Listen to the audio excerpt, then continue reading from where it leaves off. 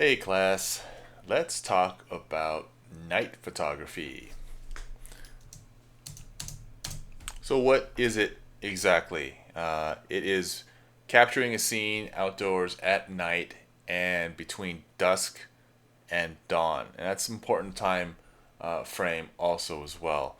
So, if you're photographing something a little too early, like say at sunset, that's not quite night yet. You're not going to get a really dark sky.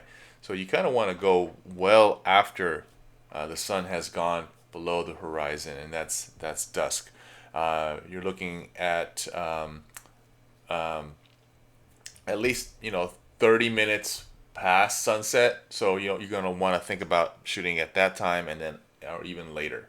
All right, and then if you're going the opposite time, like early in the morning, you want to make sure that you are at least well before dawn. 30 minutes before the sunrise, so that you have a night sky still. So those are the ideal hours to be photographing scenes at night. What you're going to need is a tripod because we're going to be doing long exposures at night. Because it's very low light, even though you have street lights, it's going to require your camera to have a longer shutter speed in order to record an image. So a tripod would be necessary, and if you don't have one, you can use something that'll stabilize your camera. Hand holding will not work because it's going to be several seconds long. So even at a quarter second, you're going to end up introducing camera shake to your images. So you're going to want to put it on a stable surface. This could be a park bench. This could be on the roof of your car. Books, something that's stable where the camera's not going to be moving. Well, you may ask, well, what about shooting at a high ISO? If you shot with a very high ISO, it's very possible that you will not have to place a tripod to support your camera. That is true. However, with high ISOs, you're going to get what's called digital noise, and what that is feedback from your sensor that's going to go into your image in the form of these little, looks like little dots or grains of sand.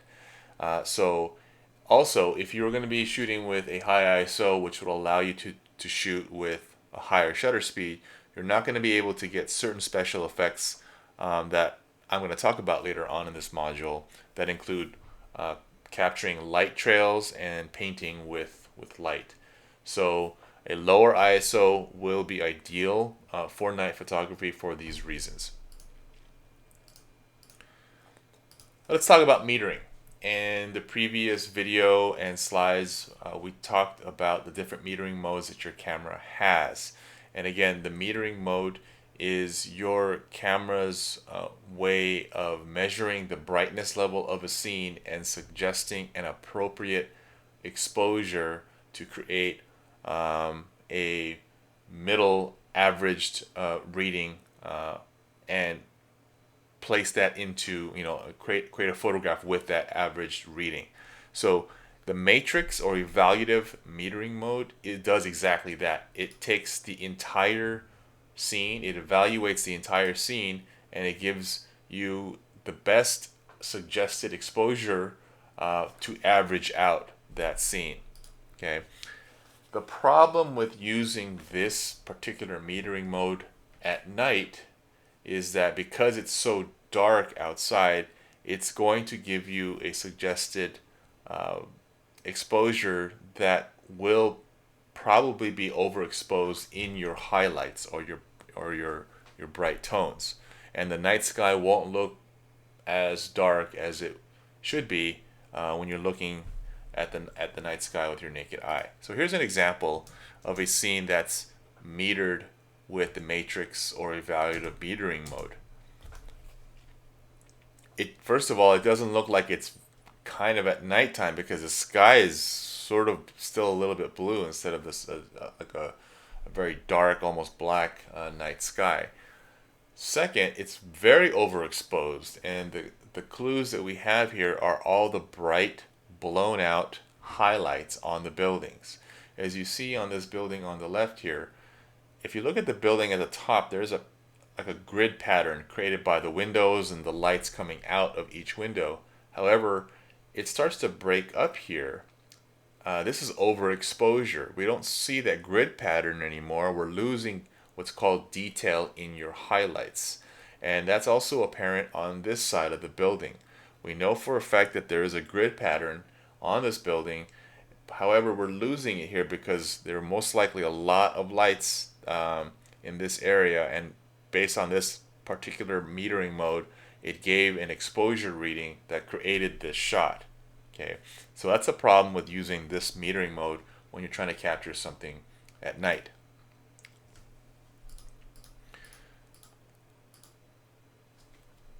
Some cameras have what's called a spot metering mode. Now, the spot metering mode, as for review, it only evaluates a very small portion of your frame.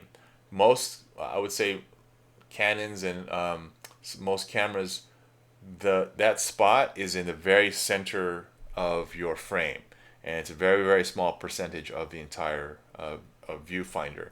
With Nikon's, the spot meter is your actual focus point, which is like this little rectangle that you can actually move around. So if you're in the spot metering mode on a Nikon, wherever you put that focus point is your spot meter. For let's say Nikon, most likely is going to be just the center of your frame. So whatever's in the center is going to be evaluated in the spot metering mode. Okay, so when you're metering in the spot metering mode, you would place the brightest tone on your spot meter. Let's say it's in the very center, and then you would meter accordingly. Now, the thing is, when you are in a spot metering mode and you meter it to the zero, what's going to happen is that it's going to produce an exposure that is middle gray.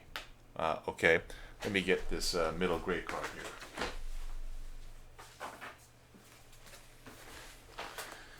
This is an 18% gray card, a photographic middle gray. When you're using the spot meter and you put the meter to the zero, it's trying to produce a tone that is similar to this gray tone. Nothing to do with color, just brightness, right? The problem is if when you're metering things at night, and you're not going to have necessarily, you're going to have really bright tones and really dark tones, okay? And the way you want to meter at night is you want to spot meter the brightest tone of your image. Let's say it's going to be a street lamp. So if you metered that and you put it to the zero, well, your street lamp will look a little muddy. It's going to be sort of this average gray. But your street lamp should look like a light in your photograph, like close to white. So what you need to do is when you're in spot metering mode, you meter the brightest tone, then you have to overexpose on purpose, like +1 on your meter, and then you take the picture. And then that light that you were metering will look like a light that would look proper in a night photograph. Let me show you an example of that.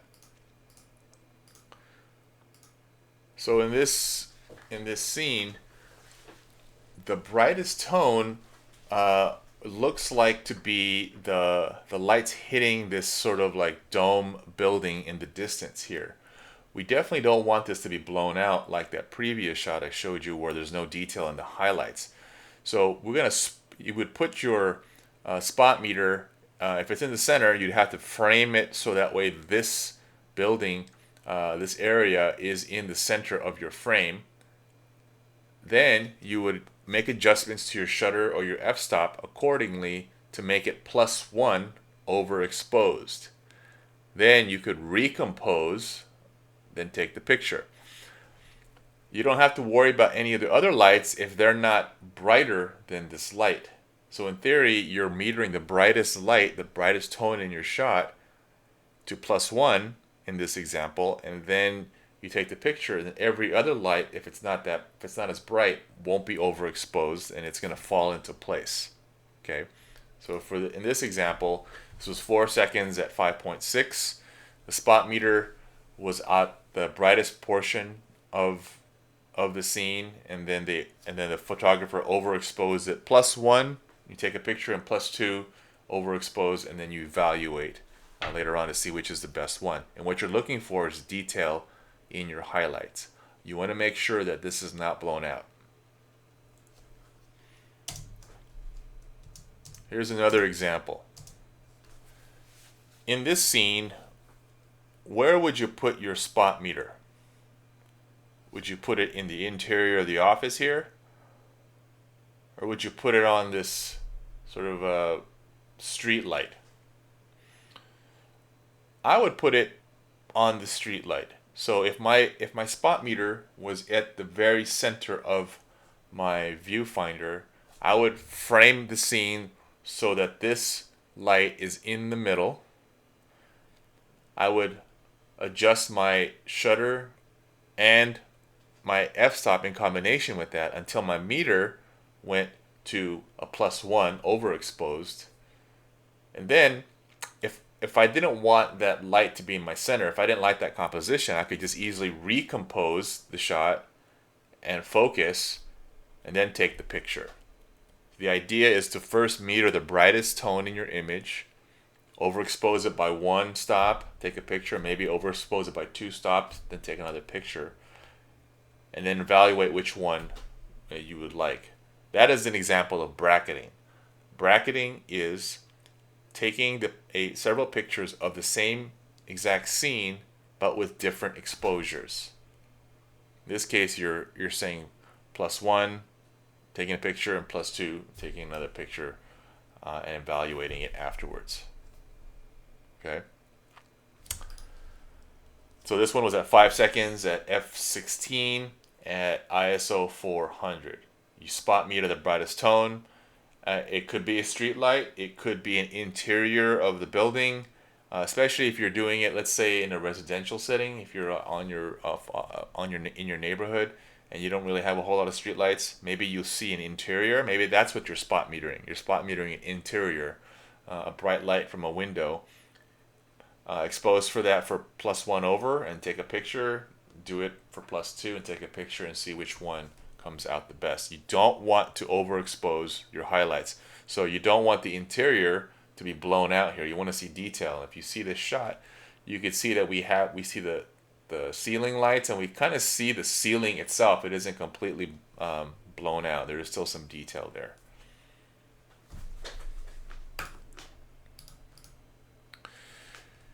One fun thing you could do in night photography, if you have a zoom lens, is you could move your zoom barrel during your long exposure.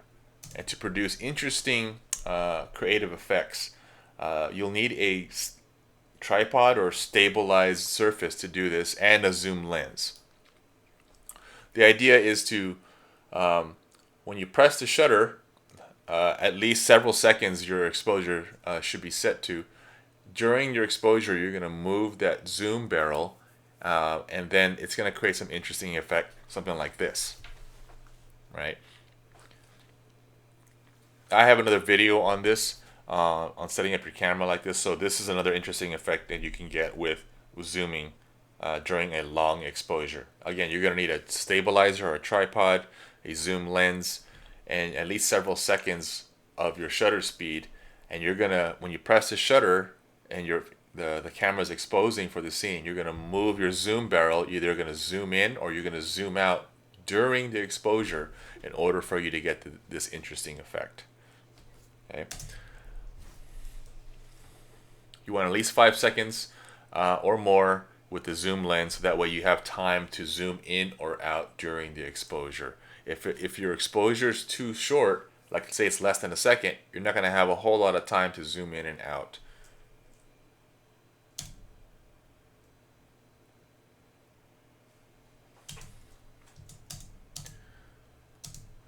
Here's another example of that.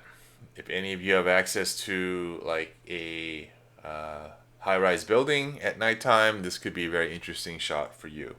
So again, you want several seconds of this as your shutter speed, and as you're exposing during that time, you're going to zoom in and out with your zoom lens.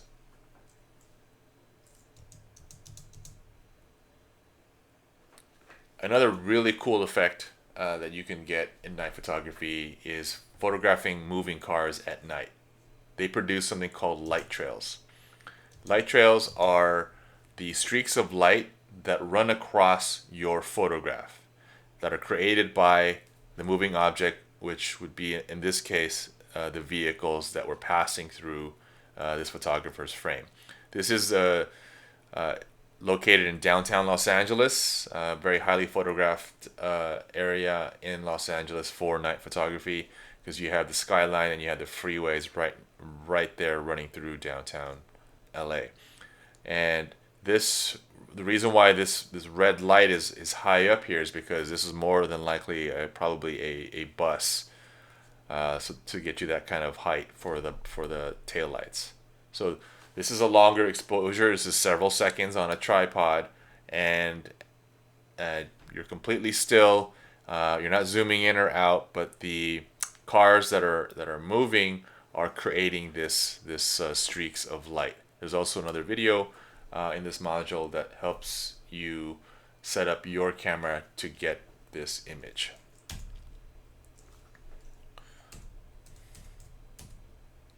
Here's another example of light trails.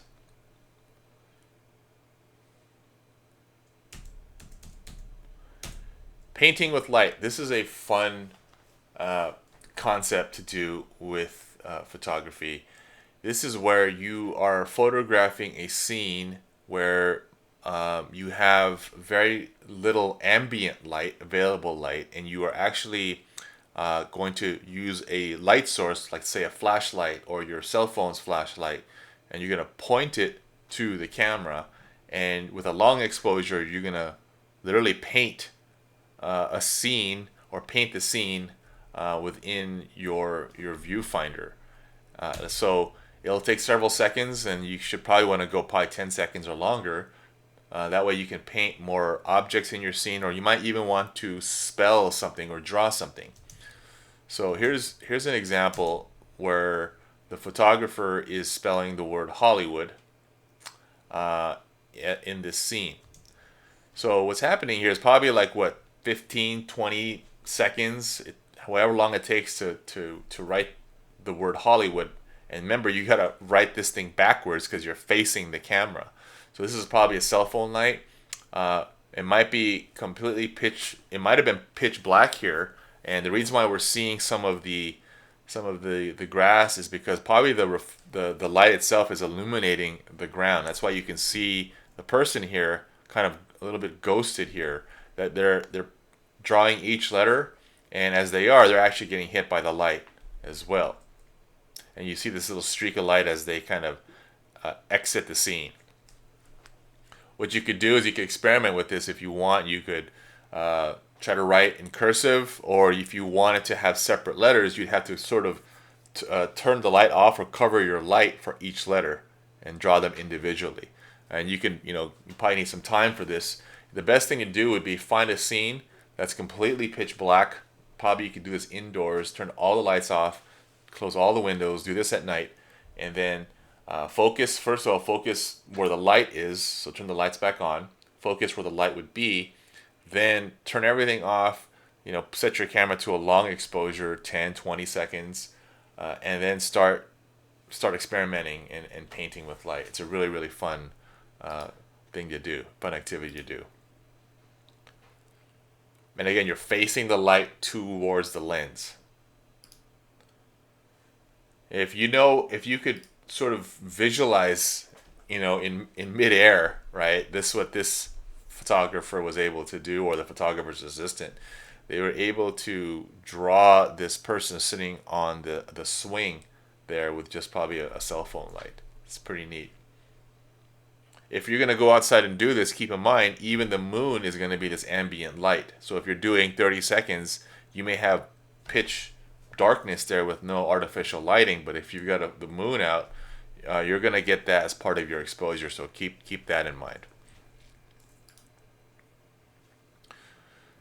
So again, you're facing the light towards the camera, and you are creating some sort of shape, or you're drawing something within the time frame of your exposure.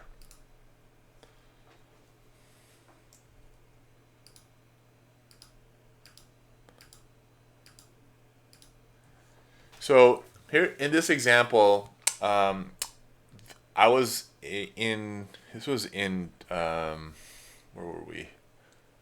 I think we were in Scotland here on vacation with a group of friends, and in the back of this place that we were staying, we're actually staying at in this old castle that we were able to rent out. That's a whole other story, but uh, in the back of this castle, they had this statue in the garden, and it was actually pitch black at nighttime. There was no lights here. There was no backyard light. So what's the reason why you see the statue at all is because we were painting the statue. So during this 50-second, 57-second exposure, off to the side, we had the cell phone light literally just flashing it, painting. When I say painting, I'm literally pointing the cell phone flashlight over and over again on the statue and on the ground, everywhere here. This would have been pitch black if the light wasn't shining on this area within the 57-second time frame. So 57 seconds is a lot of time. So we're painting this statue, and at some point somebody went behind the statue and spelled the word help. There's a lot of time here. Now, in order for you to get that long of an exposure, there's no 57-second exposure on your camera. There is something called bulb, as in B as in bulb. So if you were to slow your shutter down, you'll see it'll go 5 seconds, 10 seconds, etc., 12, 20 seconds. And at some point, it'll be 30 seconds. Beyond 30 seconds, it'll be this thing that says B as in bulb. What that means is that when you put it in the bulb mode, when you press the shutter, it will stay open as long as you're holding the shutter button down. So it could be as long as you want it to be. It could be beyond 30 seconds. It could be a minute like this. And then once you let go of the shutter, it'll close the curtain and it'll end your exposure. So if you need a time that's longer than 30 seconds, then you want to put it on the bulb mode. One fun thing to do is get a gel. A gel is like a transparent, like cellophane. Maybe like you can get candy wrapper, some food packaging may not have a clear, bag. Some of them have like color towards it. That could be what's called the gel. You can shine light through this sort of plastic cellophane, and it will create a colored light. So even some cell phones may have, or LED lights have different colors. You could do that as well. This is the same concept, except we're just painting it with with an actual color. So we got this blue gel. It was like the cellophane wrapper for some food product, and we covered the cell phone flashlight with it and painted it for about 30 seconds, and we ended up getting this blue color, right? And that's how this happened.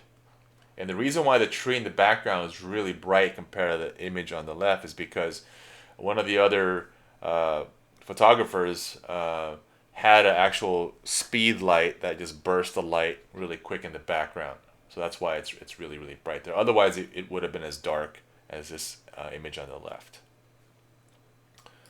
One thing you could do is not only paint an object, you could paint human beings, right? So here's an interesting one. He took that same flash, that speed light flash, and I told him, why don't you go into the scene and just fire that flash on your face, and then walk around somewhere else and flash it on your face again. And as you notice, you'll see him appear 3 different times in the frame. This is all one take, right?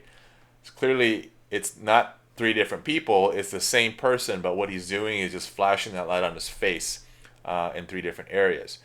You could do this yourself. You don't need an external flash. What you could do is get your cell phone light, get into a scene that's maybe pitch black, paint your face for a few seconds, cover the light, walk to a different part of the scene, and then paint your face again, and then go to another part of the scene and paint your face again.